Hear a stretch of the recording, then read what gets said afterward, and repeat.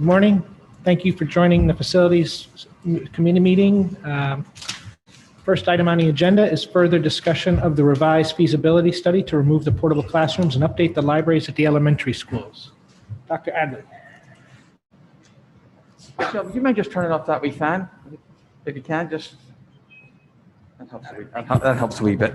Good morning, everyone, and for those who are up bright and early, thank you again for the budget last night. And I'm excited this morning to talk about another opportunity to move the district forward. I genuinely have excitement this morning because I'm hoping that this will be another step in the direction of completing some of the needed work in the district. So since the last time we were together, the administrative team, Mr. Lynch and Mr. Riddle are here this morning. I want to thank them and recognize them for their efforts. John Scheib is an architect from Northeast Collaborative, who is with us again and has been instrumental in helping us along. So since the last time we looked at administratively, at least the charge that I took away from the last meeting was, as a superintendent, what is it you need in this district, particularly as we talk to the elementary schools? What are the needs in that capacity that I would identify for the community and for the individual school communities of those particular school buildings? So it was with that we took a fresh look at it. We listened to what members of this committee said, what members of the Board of Education, what they said. And so with that, I'll give a few summary steps that we took and a few decisions along the way and a few lenses that applied to the work that is before you today. So essentially, as you know, we were looking at the libraries, and we were looking at getting rid of the portables. As part of my entry plan, it was very clear that the portables were a necessity, both from an aesthetic point of view, but more importantly, even an instructional and primarily a safety perspective. So that was first and foremost. The Libraries Reimagined, as you know, was built into that discussion as to what to do with the library. So a few things that we did, we actually looked at some educational specs and drafted some that would apply across the district somewhat, and that helped guide the decision. So fundamentally, we looked at the elementary schools, and here's a couple of decisions that we made just to frame the discussion. We looked at gymnasiums, and we eliminated all the gymnasium discussion out of the elementary schools. We set aside for now Tokenique library. That library can be managed and can be addressed, and the learning zones that we want in there, we can apply to Tokenique. We just took that offline for now because we should be able to address that. The main priority that identified with administration, and including the principals, was instructional needs of the school, and primarily that includes, for the most part, it includes the band, instrumental, the libraries, primarily because they are outside and have to come in, so they have to be redesigned, and then the instructional spaces in the classrooms. So it's with that lens that we looked at what would the redesign look like if we included the libraries, got rid of the portables, in the buildings where we had to make the classrooms the size they need to be. Because there are some classrooms, I think you know just from your own experience, there are some classrooms that absolutely limit the type of instructional practices that we're trying to promote. As opposed to equity in the exact size of classrooms, I'd really like equity in the instructional practices that we're having for the children. And there really are limited in some of these schools. So it's with that lens that we revisited this. And so you'll see plans here for Hindley, Holmes, and Royal. I've left out completely the middle school library reimagined and the high school library reimagined. I'm going to set those aside. I do think that we can do some organizational things in there from a budgetary point of view moving forward, a capital moving forward, and even working with members of the community organizations moving forward. So I really focused on what are the main priorities. It's Hindley, Holmes, and Royal. We decided to put them in that particular order only because certainly a board or building committee can reassess that and decide otherwise. But for now, we put it before you so that we didn't have multiple big projects going on simultaneously.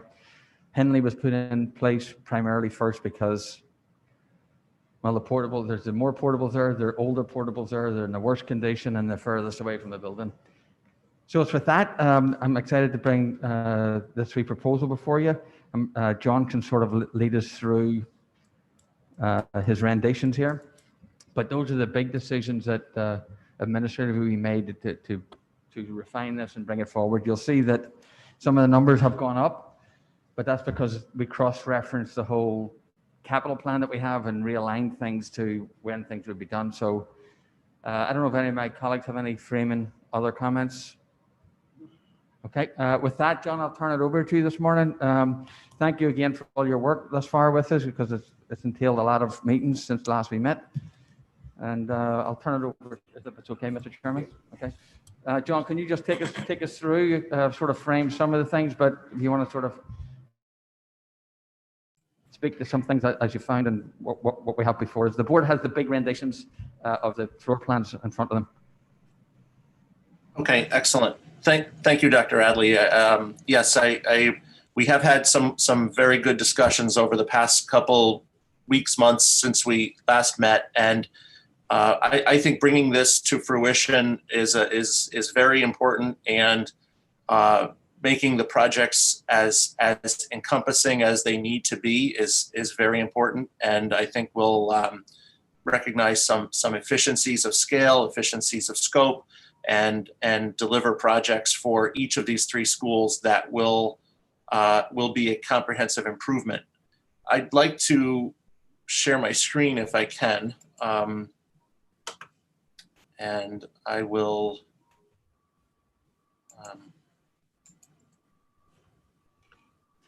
Okay, so yes, I see that all right, excellent.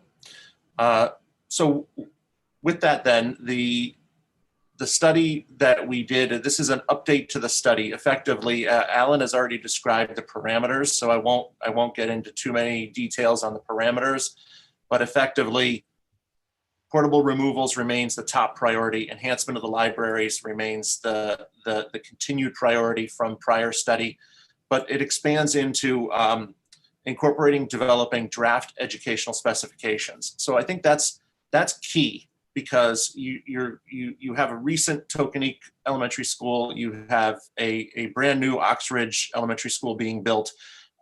Those were all built around educational specifications, and in order to just make sure that we have a somewhat even level across the district, it's important to have those educational specifications, and it gives us something to design to in terms of size, quantities, arrangement of spaces. So that's all in the works. We're doing it in parallel, and I think that's important in an existing building. It's with a new building, it's very important to create your educational specifications, complete them, approve them, and then design. With an existing building, studies like these that look at the facility and look at the opportunities that the facility has are really important to do in lockstep with educational specifications. And for the most part, we're finding that we're trading information, we're putting some list of spaces and sizes back and forth just to make sure that things are developing accordingly. The other important step here that Alan mentioned was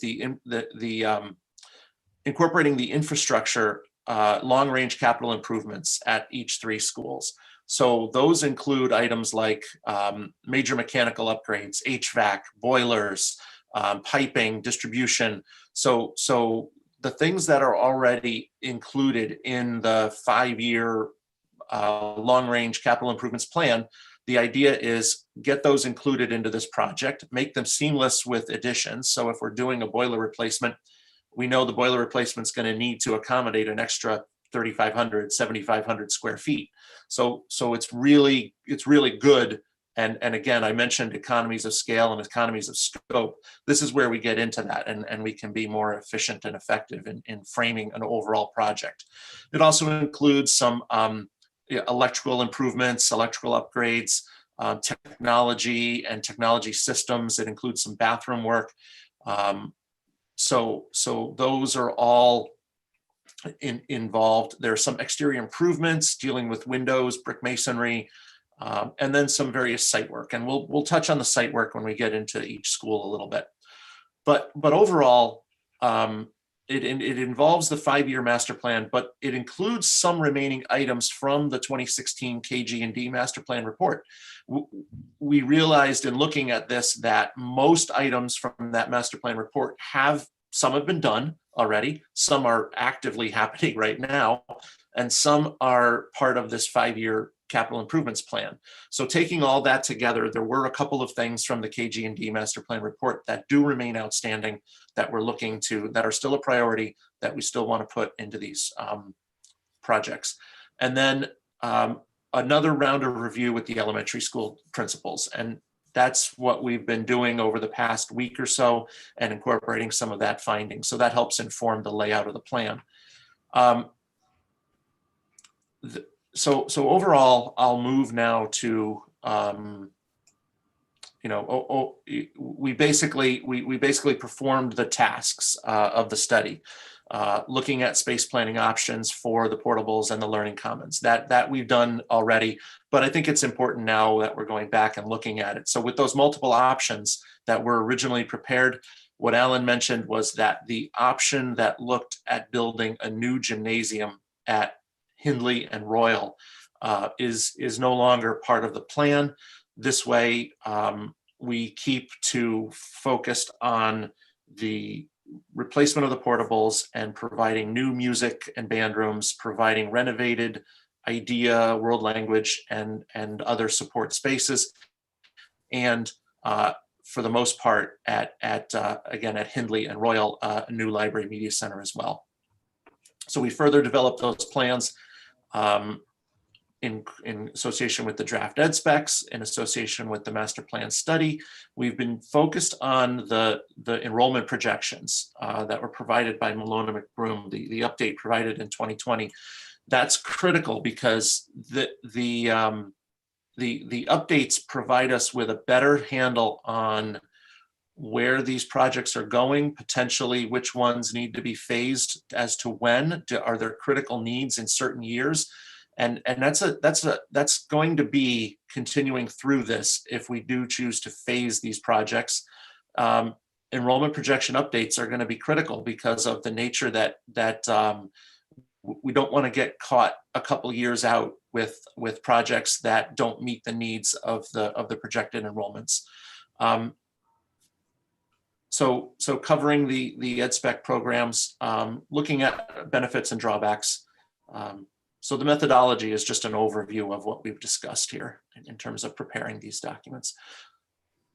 So the comprehensive needs, again, eliminate the portables, new or significant renovations to library spaces, adequate classroom count and size, especially at grades 3 and 5, as you'll see where, as the study had revealed, there were some inadequacies. Infrastructure capital improvements. The scope of the prior study, so the addition of this, the capital improvements, you'll see is one of the major cost factors. We actually, from the earlier studies you saw, I think at one point in time when we were talking about the new gymnasiums, those were a little more expensive for the new additions. So the new addition costs have come back down to where they were when we were talking just about music rooms. So there was some reduction on new additions. There's some expansion and renovations, and certain renovations tied to program. And then there were some increases. The addition of this is the items that pertain to the capital improvements master plan, which are planned to be spent anyways, but we're just rolling them into this project, as well as the remaining items on the KG&D report and some site work improvements. So with that, the classroom counts, targeted classroom counts based on recent enrollment studies, based on size, the projected class size information put forth by the district. We're planning for 24 classrooms at Hindley, 24 at Holmes, and 22 at Royal. That parallels the overall enrollments for each school. We're looking at, one thing to keep in mind here is how long are each of these projects going to take, and we'll start talking about that. I'll come back to that maybe after the overview of the plans. So with Hindley, and I'll go through the plans as we talk about this, and then come back to the costs. But basically, the Hindley plan, and I know it's a little bit small, but I will increase my screen. Hopefully that makes things a little larger for everybody. Okay. So you'll see in some gray boxes with dashed lines where the current portables are. So those portables all are removed. And then we do have a dashed line around the Library Media Center where that gets demolished. The new addition is the areas with music room, instrumental music, storage, Library Media Center, Learning Commons, and at Hindley we rebuild the stair because the stair is on the north side of the classroom wing, the two-story classroom wing that was added to the south side. We are proposing that the stair be relocated to the south side of that addition as opposed to the former location. So that's the addition does include 2 classrooms on the upper level. So the second floor plan shows 2 classrooms being added, generally over the instructional area of the Library Media Center and over some of the main the green screen area and the one of the office workroom area. So what that does for us then is it allows to get higher height over the main reading / presentation area of the Library Media Center, and it allows for a higher height in the music and band room. So that's a nice feature as far as how the massing of the new addition would be here. Most of the hard work now moves into the renovations of Hindley Elementary School. There are sections where we're looking at demolishing some areas. When we remove, for example, demoing the library, there's a connector corridor that connects out to the library. That would be renovated and added to classroom space. The former area that's used for the green screen and storage in the current library, that could become a new office, perhaps psychologist. The larger classroom would remain, and then there's some revision to classrooms on the first floor. In the more recent addition to the south side of Hindley, the DLP program relocates to Ox Ridge, so that allows us 2 additional classrooms here. So in essence, the first floor is a relatively straightforward renovation project tied in with the demolition and of the Library Media Center, freeing up some space. DLC moving to Ox Ridge. And then on the second floor, we have additional work and some study here on how to reuse the second floor of the existing building. And you'll see that without getting into too much detail, it follows somewhat of the same logic that where we can take down some walls between the corridor walls and the perimeter of the building, we do so. We look at freeing up the classroom in the northeast corner of the second floor. That is two very small rooms. It was previously a large room. We restore that to being a large room. One thing we do on the south side in the more recent addition is we take down a wall with an office and a current staff work area, and we restore that to a full classroom because it's the same size as the others that are over here. But those programs, the staff work room and the office, relocate into the rest of the second floor. So you'll see that original second floor has really been repurposed into spaces that allow for more SRBI, special education, the psychologist and speech offices, the world language classroom. So taken as a whole, Hindley experiences basically the removal of the portable classrooms at over 3,000 square feet. That more or less, you take that off the table, you demolish the library media center, you're looking at an addition that is almost 8,000 square feet on the first floor and roughly 2,300 square feet on the second floor, giving you a total increase that brings the total square footage to 62,500 roughly. It provides the 24 general classrooms. It keeps a dedicated world language classroom. It keeps a dedicated art classroom. It keeps dedicated music spaces. It does have this bonus. We keep saying it's kind of the bonus room that we've designed the instructional area of the library and media center to have a door to the corridor and a way to separate the space off should there ever be a need, an emergency need for another classroom. So in total, I think the plan for Hindley works fairly straightforward. The addition is fairly straightforward in terms of constructing in that area. Whatever paved play area you lose with the new addition, you'll regain with the removal of the portables. So it's the fields are almost fields are virtually unimpacted by this addition plan. So back to the summary sheet for Hindley, and I'll go one by one like this. So achieved the design concept incorporates all the things that we discussed. A little bit more about the infrastructure and renovations at Hindley. This includes air handling equipment and HVAC. It includes the replacement of outdated systems from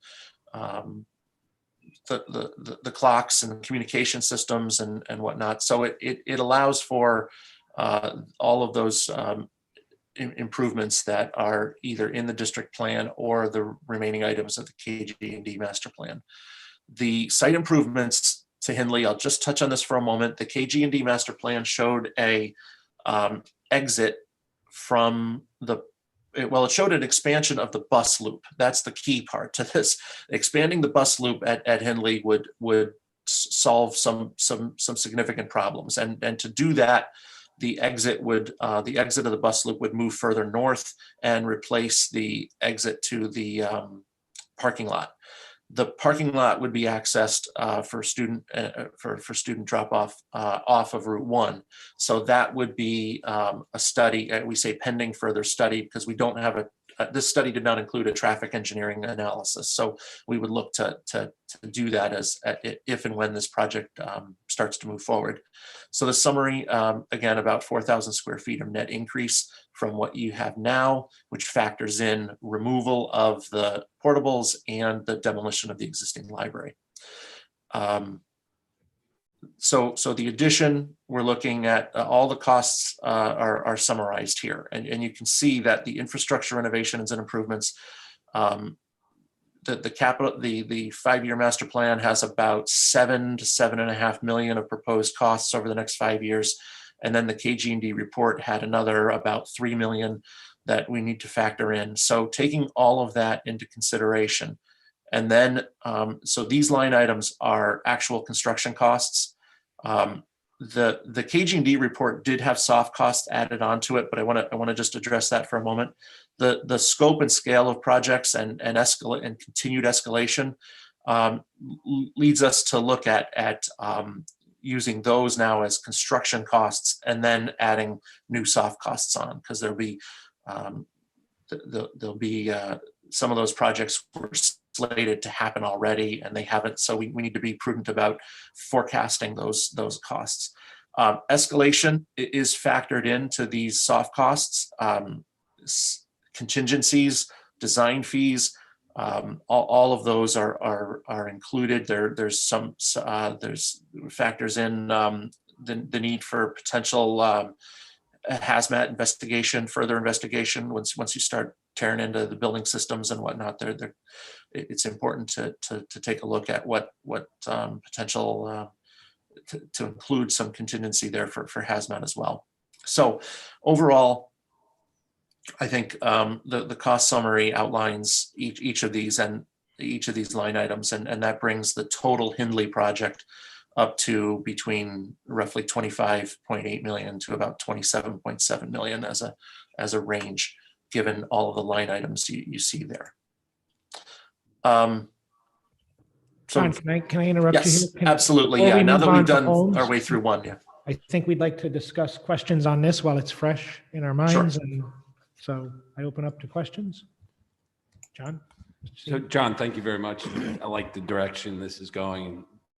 Great work. I mean, I think now it's a lot more focused and prioritized. So I think, based on this first look, I'm pretty excited about it. My first question is kind of my P&Z on, how realistic is it creating that exit loop onto Route 1? Maybe you can describe kind of the area in the site map that you're looking at, where that might come out.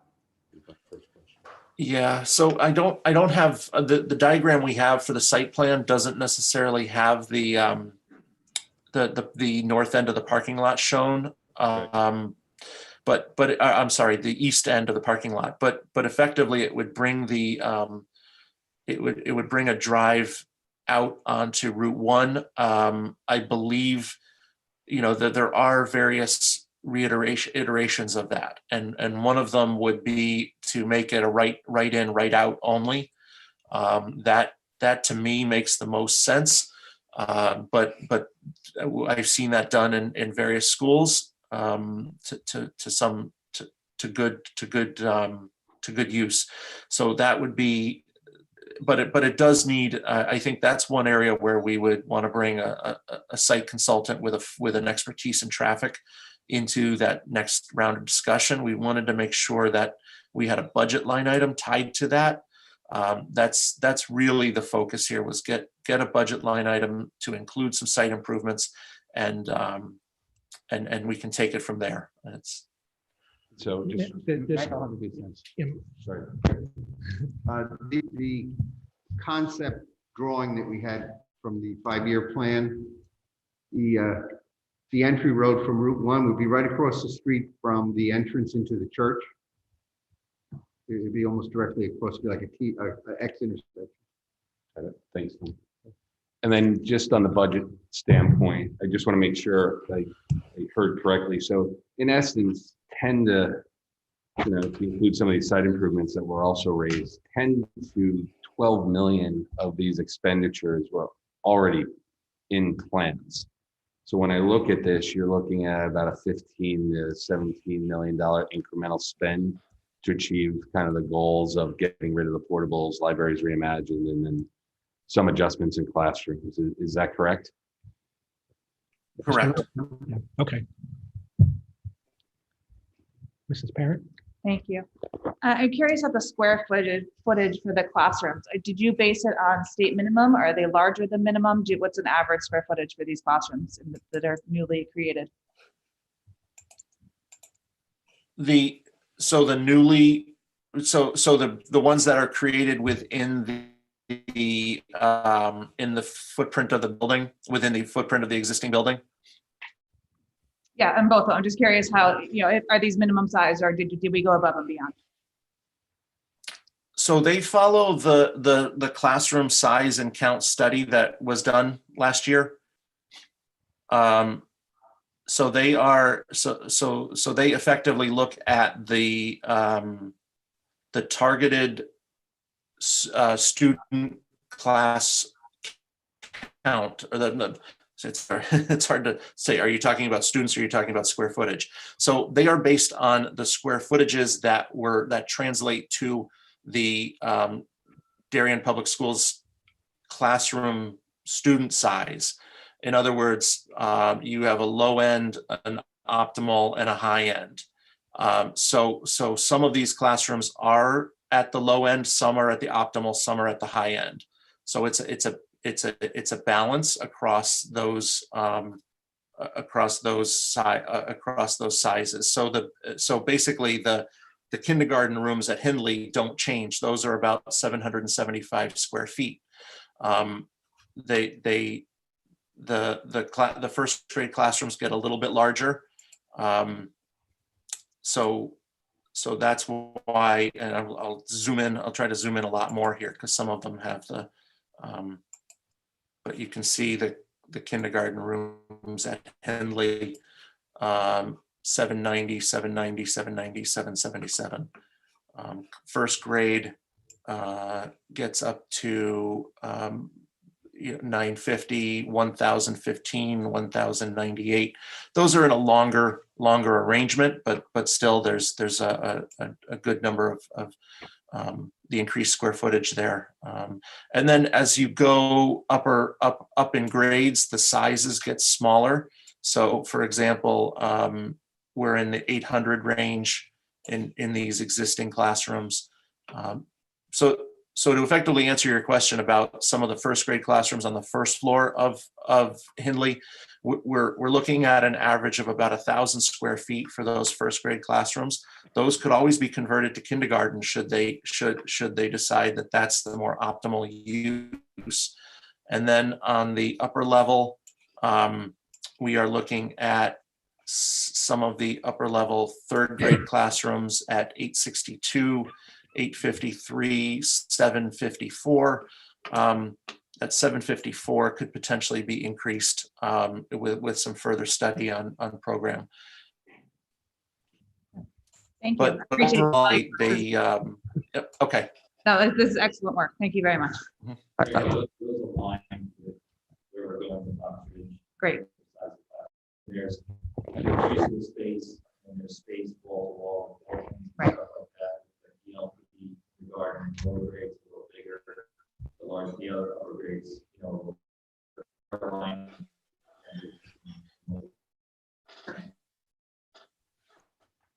I guess we should have said right at the start, this is predicated on, we don't need to build new buildings. I mean, so that's just, I guess we're sort of stating the obvious, like in the future. So, but I'm just stating, I'll say it once and then. Mr. Brown? I'll restate what you said then. Just one specific to Hindley. If we lose the old library, was that the original entrance? The only reason is but I'm just looking for that loop. If that was an old bus, I could possibly go back, or that would make sense. I just don't know if we would lose that optionality, or if that makes any sense in thinking this through. It is the bus, isn't it? Oh, there you go. Okay, good. So it might give us more space and more options. Perfect. Okay, great. They wanted to, if you go in there, they wanted. Dude, can you turn your mic on?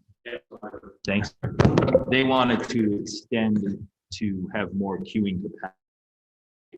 Perfect. Okay.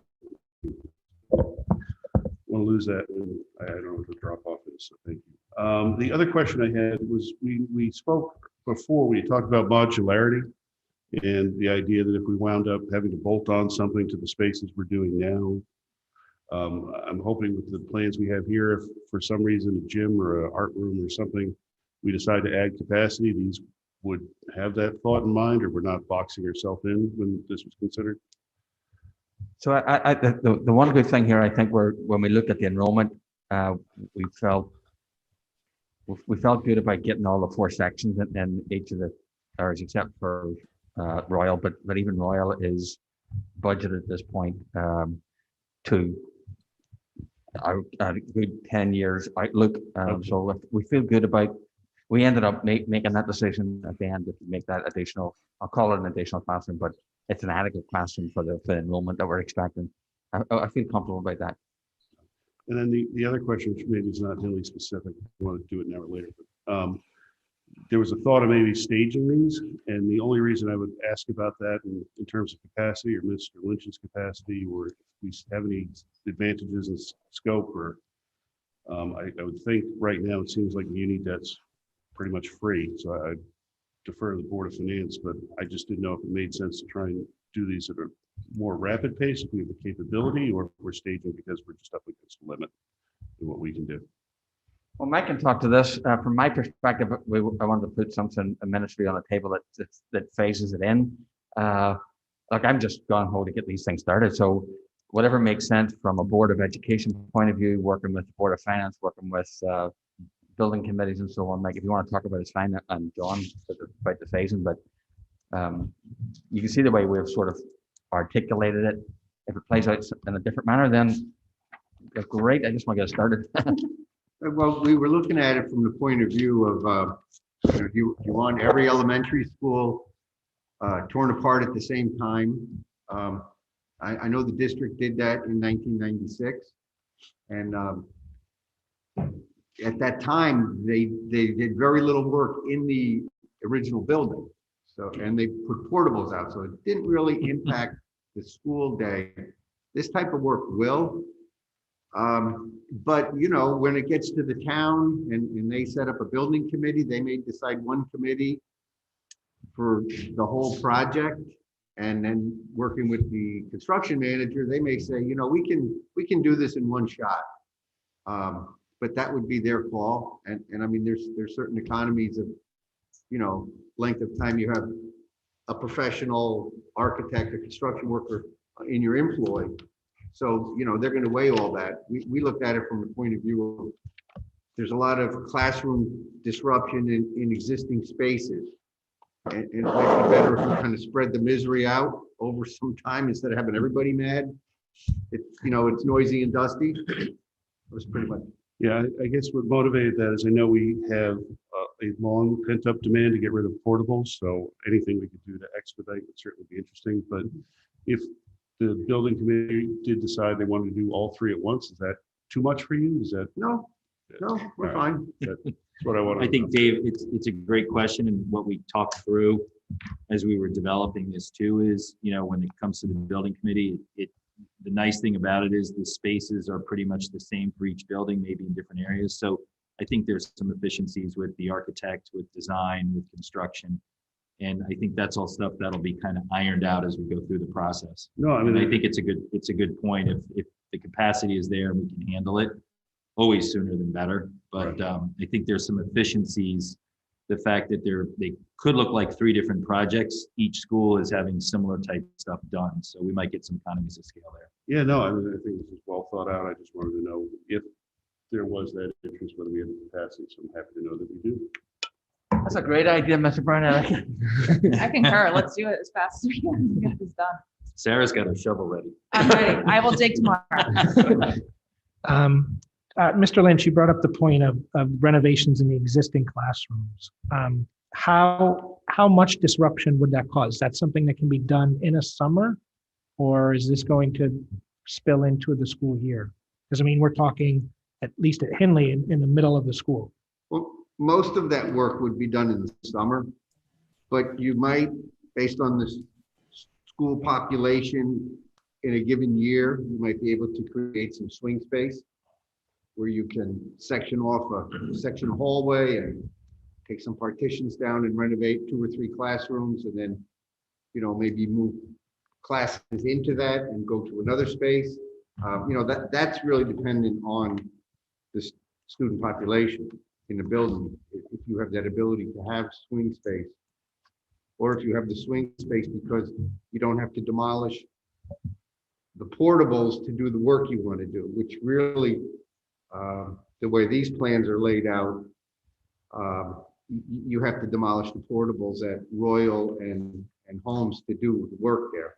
And you have to demolish at least one of the portables at Hindley. So, you know, you're kind of limited that way to doing your classroom work over break periods. So Dennis, the good news is we went through this exercise at Ox Ridge where part of the school would be demoed, and Dr. Forshaw, Dr. Adley, Mr. Lynch all did a great job of kind of repurposing space there. We changed directions and did a different phasing project, but the district did an incredible job of, if we take this part of the building down, how do we utilize the rest of the building to keep a school going? So they've kind of been through that exercise, which is good. Other questions? Okay, John, next. Yeah, I'll just touch on 2 things that I heard, if I can. I think the idea of removing the library at Hindley is a wonderful opportunity to restore at least the aesthetic look of the along the west side of the building, and at least from a visual standpoint, even if it's not restored or as the entrance, you know, we can look at that as an opportunity. But if programmatically and functionality, the bus drop works better. Once you extend it further north, it moves closer to the actual main entrance of the building. So maybe that solves the problem by itself. But I just want to say that as architects, we're delighted by the opportunity to restore the look of the old west side of the building. And then the other question in terms of phasing, and maybe we can come back to it, that we did try to,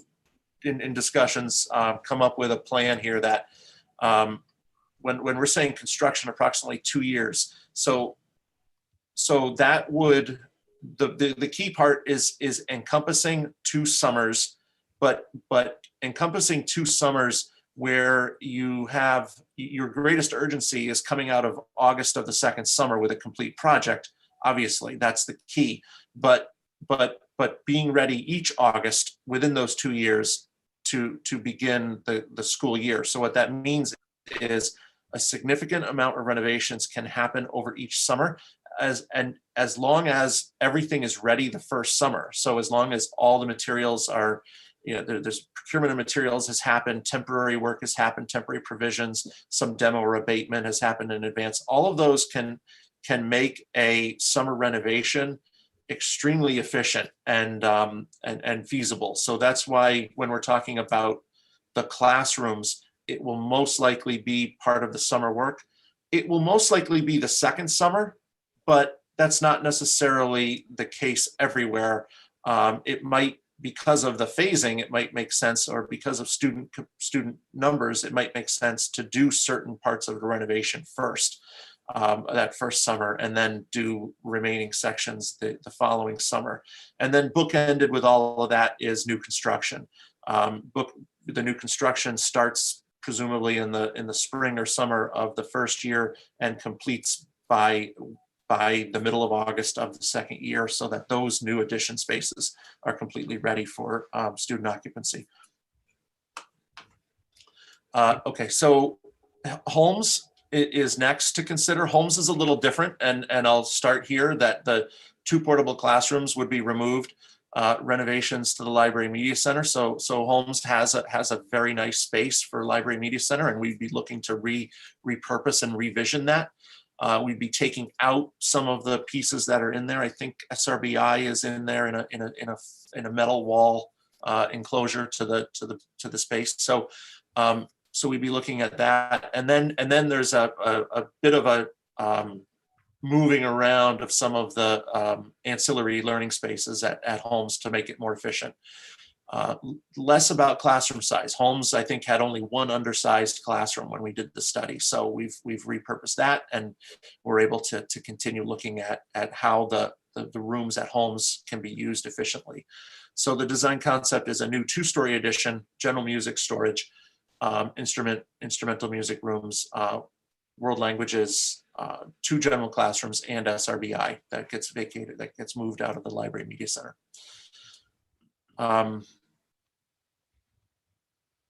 So the plan for Holmes, looking at it, I'll move it back down. New addition at the, now this moves north, is now to your right. So to the northwest corner of Holmes is where the proposed new addition is. It has similar arrangement of music, instrumental music, and a regular classroom on the first floor. And then we convert certain classroom spaces to a general classroom near the common room. Convert a smaller classroom with an IT closet in it already into a suite for offices. Repurpose the current, I think it's the current OTPT, one of them is OTPT. We move that out into a larger room, and we move special ed into rooms that are more appropriately sized per the ed spec. And then on the second floor, we move the IDEA room into one of the smaller second floor rooms. And then we have world language, general classroom, and SRBI on the second floor here for Holmes. John, I think it's fair to say that the design, the way it currently is configured, sort of loops around a wee bit like that to keep a lot of the blacktop Is that correct? Correct. So one of the key factors at Holmes was our original, we looked at multiple options for how to construct the addition. Some of the early options for the addition actually bisected the paved areas. And it wasn't necessarily as much an issue about losing space. It was more an issue about sight lines and safety and access. So by kind of curling the addition around the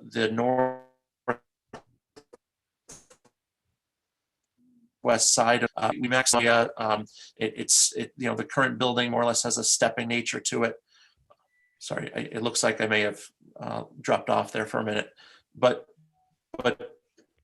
essentially there's increased opportunities for safe play areas, lines of sight and lines of observation across from play area to fields to paved area.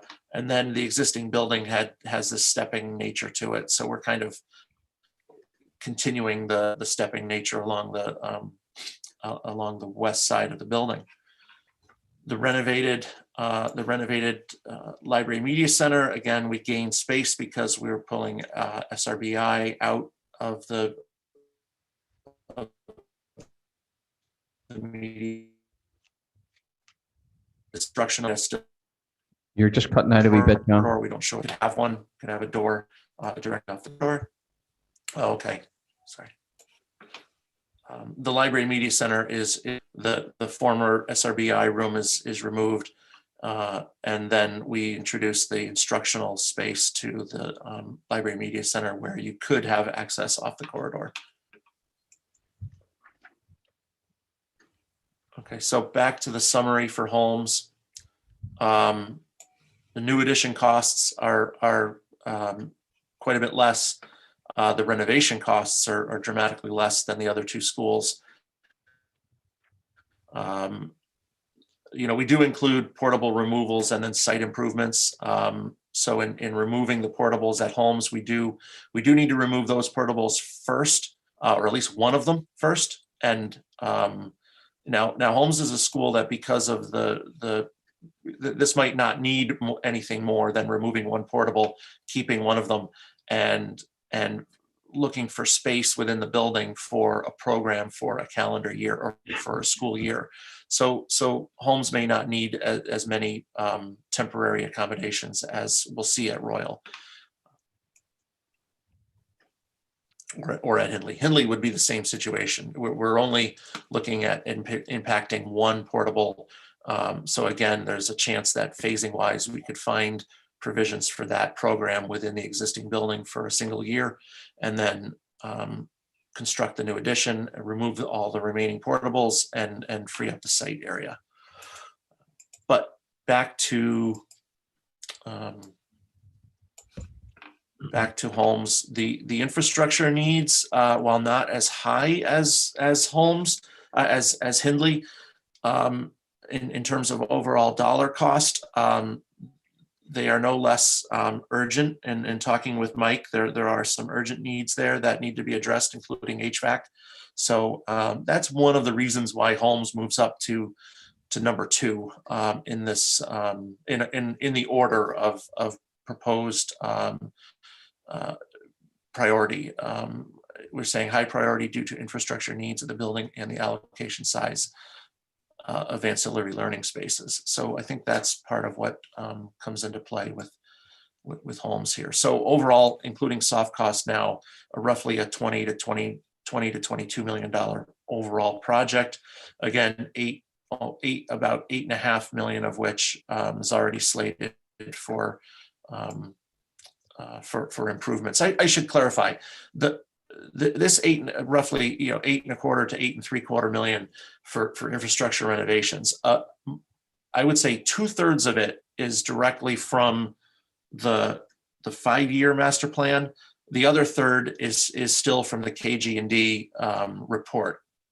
remaining items. So I don't know whether those are budgeted. I just don't want to mislead you by saying that all of it is already budgeted. But if only the 5-year capital plan is budgeted, then you're already accounting for $5 to $5.5 million for homes here.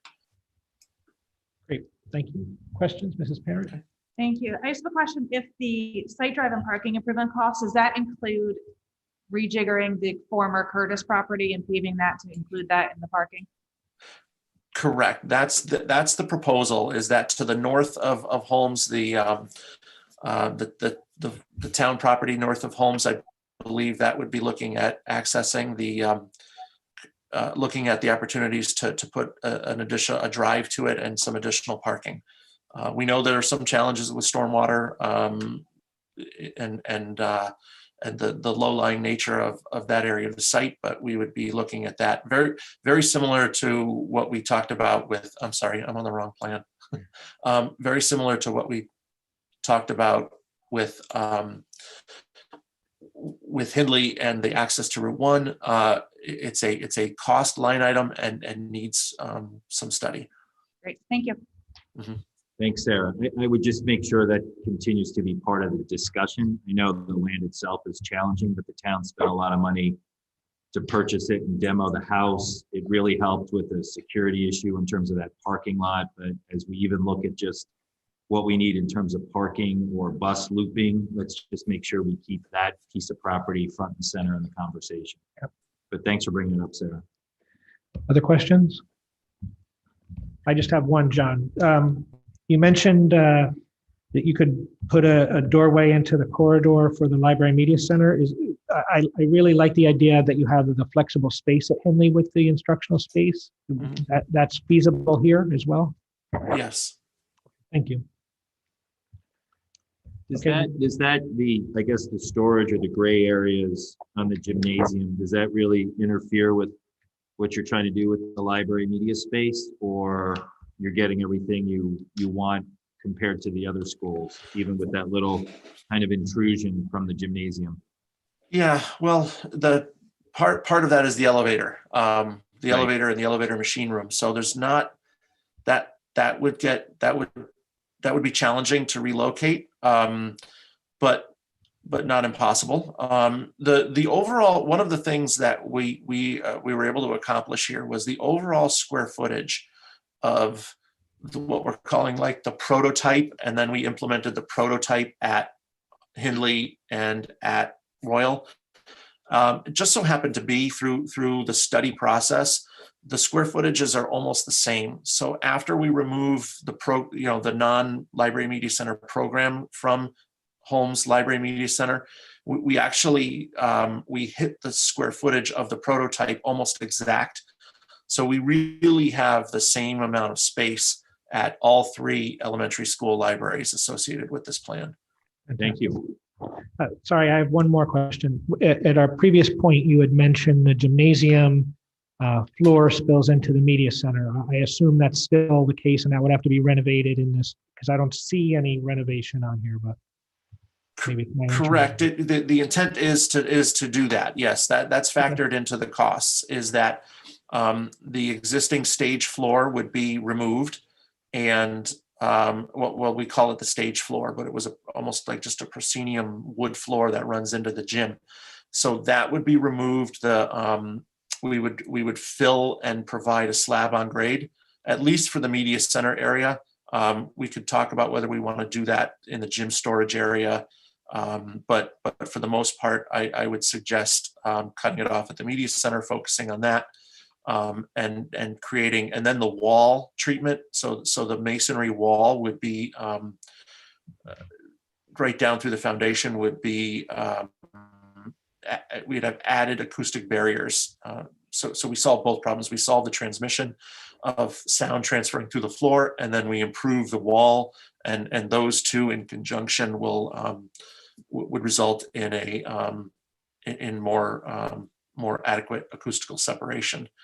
And then what we've also done is we've looked at, that we put some other spaces along that area, the office and the green screen area and the maker space are all along that wall anyway. So we move kind of the more dedicated quiet areas further away from that wall as well. Great, thank you. I should just point out on this diagram, it's a small thing, but the entrance of it perhaps does not show a, I'll call it a man trap, but it does have one. All the schools have one.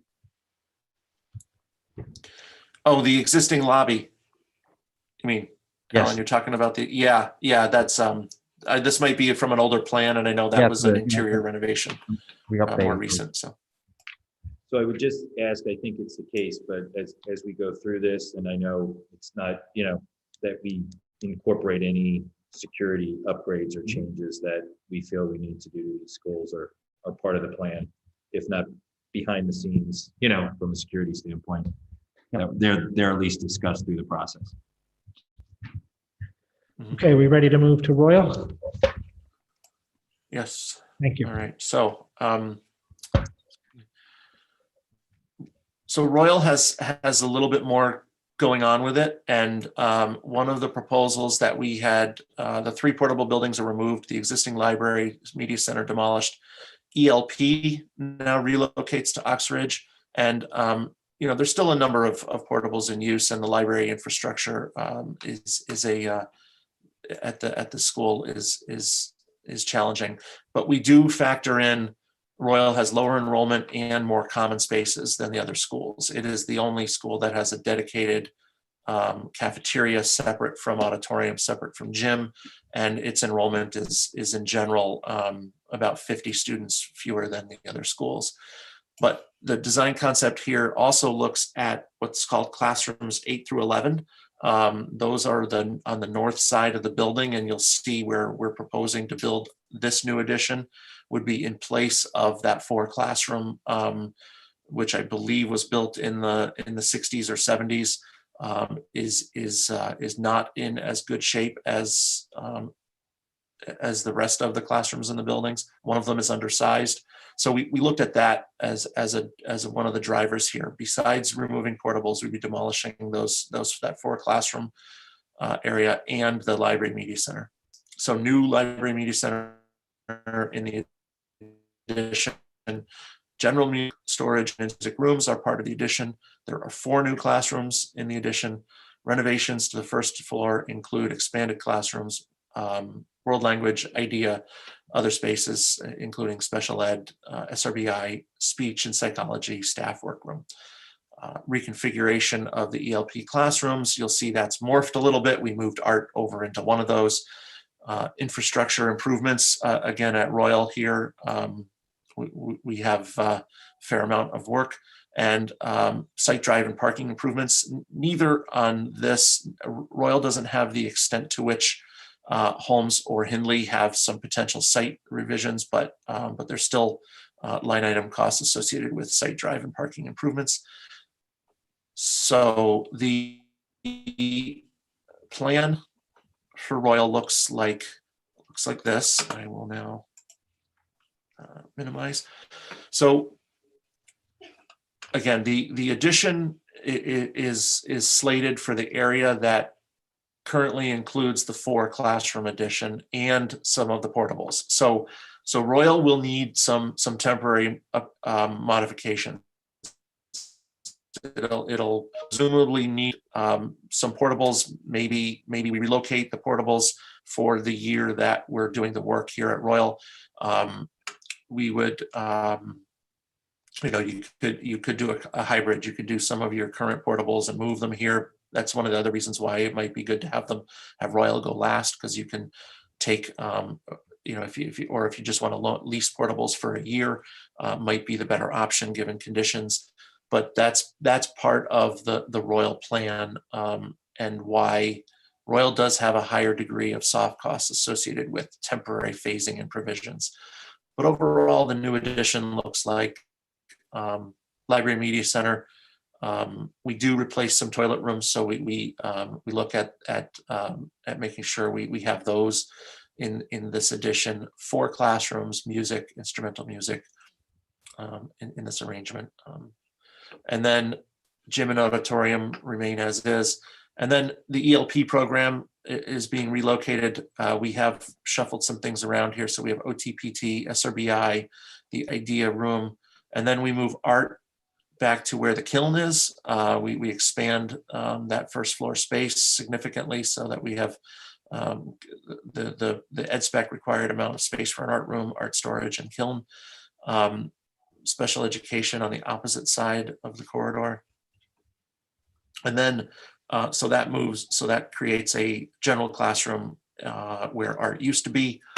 And then the second floor, we open up and expand. We create 4 larger classrooms where there were previously 4 with space in the middle.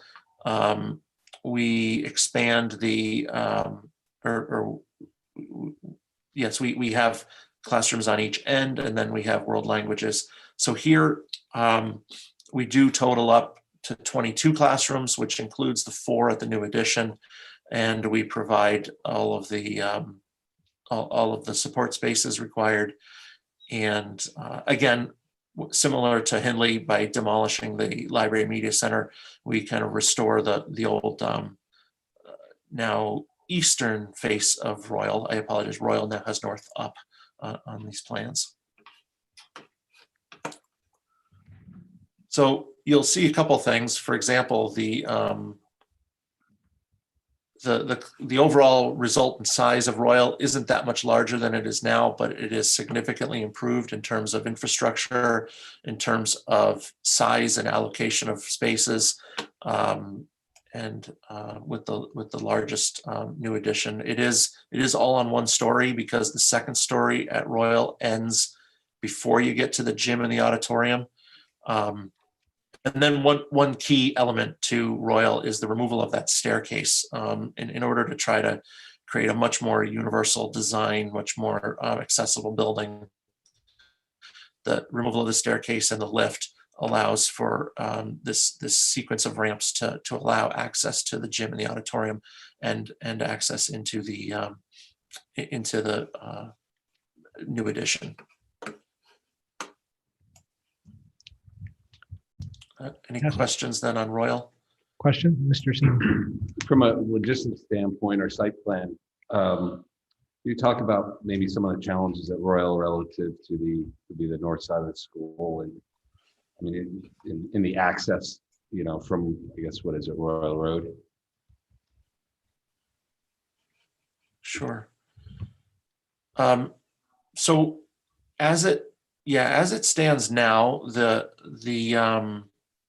Royal does split the site. The building kind of splits the site, whereas Hindley more or less has a front yard and all the fields on one side, and Holmes kind of similar, has a front yard and a front parking lot, and then all the fields and play area to the back. Royal is more or less split. You have a lot of paved play area and playgrounds wrapping the building, and one of the keys to phasing here is that there will be temporarily for construction. Some areas we'll have to pick whether we want to go with the west side of the building or the east side of the building. It's most likely we would go with access on the east side of the building and still keep your fields, but require access to the fields by looping all the way around to the north. A goal of this is to try to mitigate that by taking out that 4 classroom addition and then taking out the portables. You actually free up more space to the north of the building. I know it's hard to see on this plan, but the portables are located right underneath where we show the new addition, and continue on to the north a fair amount. So that will, similar to it would replace some of the 4 square areas and some of the play areas that are now just east of that, and it would move those to the north of the building. So you'd have more play area, paved play area, and more access to the playscape around the north side of the building from the other parts of the site. So I think that in the long run, that's a benefit to the site. But as far as, if your question does pertain to construction access and the phasing of this, then yes, we would generally need to come up with a way to access this construction site safely from Royal Road and allow for access to and from that. But my sense here is that we keep the west side pretty much unscathed, more or less, during the construction phasing. Does that answer your question? I guess. Yes, thank you. Okay. Other questions? No? I would say, just as you think through to some of your points, Dave, this seems like a bigger project all the way around, but it seems to make a lot of sense. But actually, from the phase standpoint, and Mike Lynch jump in here, this might align well with Ox Ridge coming online. And I think we did the right thing in how we built and designed Ox Ridge. And there's potentially swing space there if you look at the enrollment. So that's, kind of plays into some of the thought process that has to go in how we figure out how this rolls out, because they're almost, sister schools right up the road from each other. So, those are all things that I think we'll have to take into account. And I think to your point, John, it opens up, taking down this addition here opens up. And I think you haven't talked about it specifically, but I think it would be important to make sure we incorporate whatever conversation we need around play space and outdoor space while we're tearing up and working on all these properties. I see opportunities to maybe create some of the right outdoor spaces for folks. So I think it's just something that, and some of that gets flushed out during the design phase also. And then John or Mike, if you could you talk to our portables aren't really portable. I mean, we consider them portable, but we're not going to be moving around the existing portables to utilize for temporary classroom space, I'm assuming. Well, the ones we have now are probably too old to be moved, but there is one at Royal, one at Hindley, and one at Royal, Hindley, and Ox Ridge that were moved from the high school when the new high school was built, because they were fairly new at that time. Your newest portables now are 13. We've had them 13 years, and we got them off of someone else's lease. So they're 16. So they're 16 years old. Those are the ones that Roy at homes. But if you take the skirting off, they still have the axles, and the tires and the wheels are under there. So they could come apart and be moved a short distance, like if you had to move them from one side of the home's parking lot around to the other. Okay. But when they leave the site, they'll leave in a dumpster. Okay. John, it's a good point in that when we had a portable discussion as part of the Ox Ridge process, and the challenging thing right now is there's limited availability or no availability. Oh, I can't imagine. With people looking for space. So it's something, as this process moves, we should get a handle on sooner than later. I wouldn't necessarily recommend moving any of our portables and looking to use more modern portables if needed from an educational space standpoint. I just want to make an observation. I did some back of the envelope math, which is dangerous, but on top of Alan's statement that no new buildings. So if you just add up these estimates, you're talking about a $75 million project, but there's a big but in there. And that about 26-ish was maintenance that we're planning for. So net, you're looking at a less than a $50 million project amongst 3 buildings. And you get so much more utility out of these things and get rid of this security and safety issue of the portables. I mean, again, I don't want to get ahead of ourselves, but I just wanted to point those out. Get ahead of yourself. You can be excited. So the only other thing I would throw on, and John, I don't, you and your expertise in your previous life is, I know we've looked 10 years out and we've looked at the enrollment numbers. Some of these schools fall within the commercial corridor of proposed zoning changes and stuff like that. But do we feel comfortable that we built in kind of the capacity and kind of what we may need in the future as we look at these plans? I mean, there's going to be more, building coming online, which I think we built into our enrollments. I know the legislation is proposed, but it would change the amount of building in and around train stations and stuff like that. But if we look at our 10-year enrollment, we're building in the capacity we feel we need. I guess I'll just also respond to that. The town has regulations that were recently put in place that allow a lot of flexibility on the town-owned Board of Education town-owned Board of Education sites. So I think you're enjoying that with the Oxridge kind of building where you kind of relax some of the setbacks and stuff. So you can utilize those. You know, I can't talk to what's coming down the state level, but at least from a site, there's a lot more flexibility on these sites than a traditional commercial site or a residential site. Thank you. Okay, so I think we're good. I think our next step is, are we comfortable? Does the committee want to have another meeting, or are we happy to bring this to the board at our next time? And Bring it to the board. Bring it to the board. Bring it to the I board. personally agree. And I'll leave that up to Mr. Deneen to place it on the agenda. And I think we're set. Any further questions? No. Thank you, John. Thank you. I'd open it up to public comment. Good morning. If you would like to make public comment, please use the raised hand option. Once called, you will have up to 3 minutes to comment. There are no raised hands at this time. Thank you very much. I'll entertain a motion to adjourn. Mr. Sini, all in favor? Thank you.